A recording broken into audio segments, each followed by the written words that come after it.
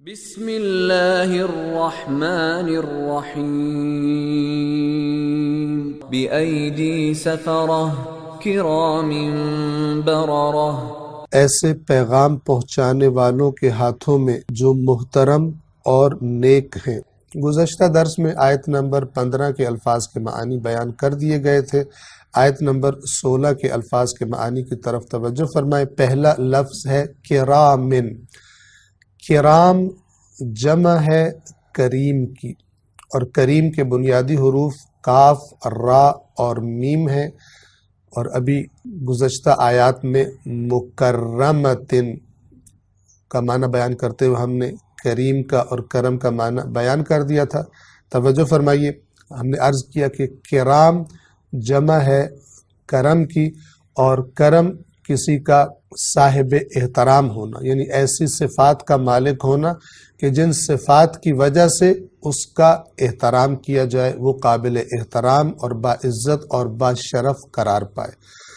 تو یہ صفت ہے کرامن، ان فرشتوں کی، ان سفیروں کی کہ جو وحی الہی لے کر رسول اللہ کی طرف لے کر آتے تھے، نازل ہوتے تھے۔ ان کی پہلی صفت اس آیت میں بیان کی کہ یہ فرشتے کرام ہیں، یعنی بہت ہی بزرگوار ہیں، بہت ہی محترم ہیں، عام فرشتے بھی نہیں ہیں۔ اور یہیں پر گویا کہ اشارہ ہے وحی الہی قرآن کریم کے پیغام کی اہمیت اور عظمت کی طرف۔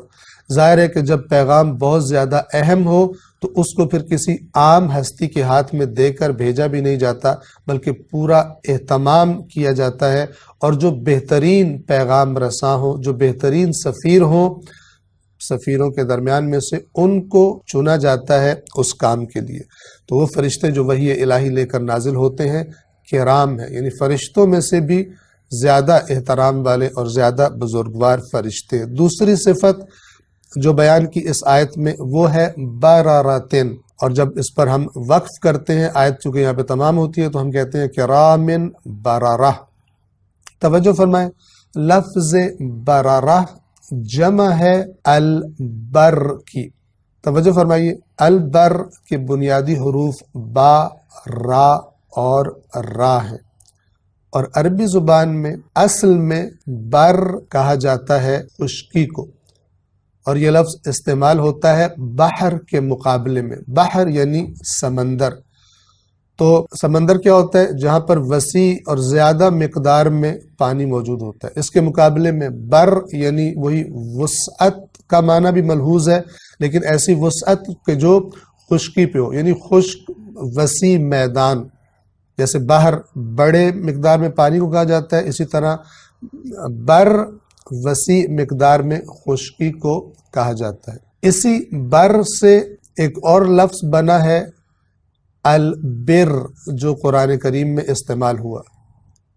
بر وسیع مقدار میں نیکی اور اچھے کام انجام دینے کو کہا جاتا ہے، اور پھر ہر نیکی کے لیے بھی لفظ بر کو استعمال کیا جانے لگا، اگرچہ اس کے اصل معنی میں وہی وسعت کا معنی پایا جاتا ہے۔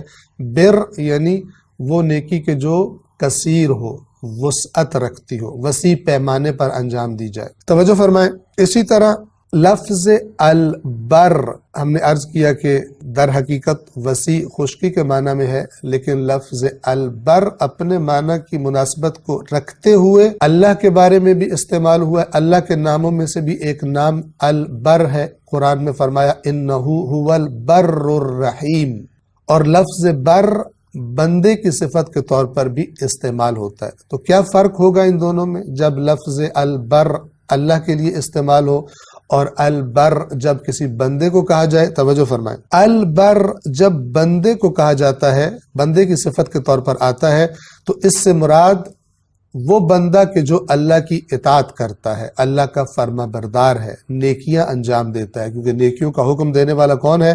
اللہ تبارک و تعالی کی ذات ہے۔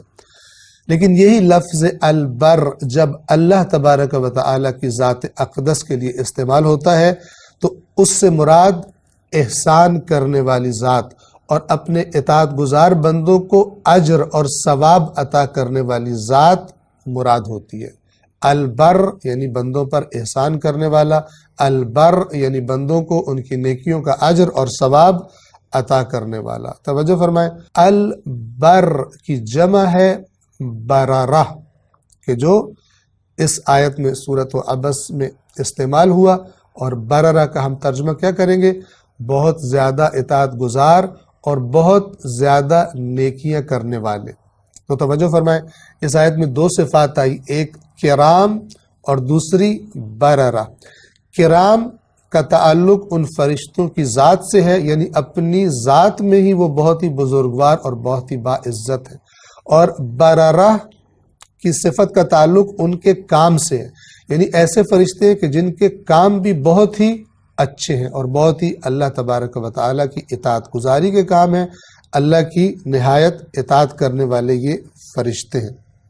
ان آیات پر اگر آپ توجہ فرمائیں، آیت نمبر 15 پر اور 16 پر، بِأَيْدِي سَفَرَةٍ، ایسے پیغام پہنچانے والوں کے ہاتھوں میں، کرامن بررہ، جو محترم ہیں، باعزت ہیں اور نیک ہیں، یعنی نیک ہیں یعنی نیکیاں کرنے والے، یعنی اچھے کام کرنے والے ہیں، بہت زیادہ اچھے کام کرنے والے ہیں اور بہت زیادہ اللہ کی اطاعت کرنے والے ہیں۔ تو یہ آیات گویا اشارہ ہے نظام وحی الہی کی طرف، یعنی وہ نظام کہ جس کے تحت وحی الہی اللہ تبارک و تعالیٰ کی بارگاہ سے اور لوح محفوظ سے پہنچتی ہے رسول اللہ صلی اللہ علیہ وآلہ وسلم کی ذات اقدس تک۔ ان آیات میں اس نظام کی عظمت کی طرف اشارہ فرمایا گیا ہے، اور بعض اوقات قرآن مجید نے فرمایا کہ روح الامین اس قرآن کو لے کر آپ کے قلب پر نازل ہوتے ہیں۔ یہاں پر کئی فرشتوں کا تذکرہ ہے، بِأَيْدِي سَفَرَةٍ، اللہ کے جو سفیر ہیں ان کے ہاتھوں میں یہ قرآن ہے۔ تو کیا مراد ہے؟ آیا روح الامین ایک فرشتہ لے کر وحی الہی کو اترتا ہے یا بہت سارے فرشتے لے کر اترتے ہیں؟ جو ان آیات سے بات سمجھ میں آتی ہے وہ یہ کہ ایک ایسا نظام ہے کہ جس میں کبھی روح الامین خود آتے ہیں اور کبھی یہ دوسرے فرشتے کہ جو خود بھی بڑے باعظمت ہیں اور بڑے اطاعت گزار ہیں اور بڑے امانت دار ہیں، یہ جبرائیل کی یا روح الامین کی گویا کہ ان کے مددگاروں کے طور پر، ان کے اعوان و انصار کے طور پر وحی الہی کے پہنچانے کا کام کرتے ہیں۔ اور اس کی ایک اور مثال بھی قرآن مجید میں ہمیں مل جاتی ہے کہ ایک دفعہ خداوند عالم فرماتا ہے کہ جب کسی کی موت آتی ہے تو ملک الموت اس کی روح قبض کرتا ہے، اور ایک اور جگہ پر فرمایا کہ جب کسی کی موت آتی ہے تو پھر ہمارے بھیجے ہوئے فرشتے اس کی روح کو قبض کرتے ہیں۔ تو کبھی ایک فرشتہ ملک الموت اور کبھی بہت سارے فرشتے، تو یہ بھی اس نظام کی طرف اشارہ ہے کہ جس نظام کے تحت انسانوں کی روحوں کو ان کی موت کے وقت ان روحوں کا تعلق ان کے ابدان سے، ان کے جسموں سے ختم کر کے گویا کہ یہ عمل کیا جاتا ہے اور ان کی موت گویا کہ وجود میں آ جاتی ہے۔ انشاءاللہ اگلی آیات کو آئندہ درس میں بیان کریں گے۔ والسلام علیکم ورحمۃ اللہ وبرکاتہ۔